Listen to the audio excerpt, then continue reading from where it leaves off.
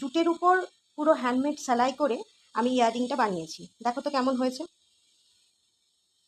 প্রতিটা ইয়াররিং বানানোর সময় ইচ্ছে করে তোমাদের জন্য নতুন নতুন কোনো কালেকশন বা নতুন কোনো চিন্তাভাবনা নিয়ে আসি, যাতে তোমরা যেখানেই পরে যাও সেটা যেন সবার থেকে ডিফারেন্ট লাগে।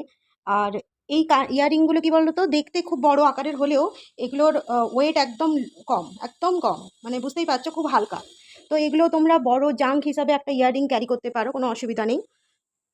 নেক্সট আমার কিছু কুইলিং কালেকশন আমি নিয়ে আসবো, কুইলিংয়ের তৈরি করা। আমার কাছে একটা অনেক আগে তৈরি করেছিলাম, সেটা তোমাদের সাথে শেয়ার করছি। এটা 15ই আগস্ট উপলক্ষে করেছিলাম।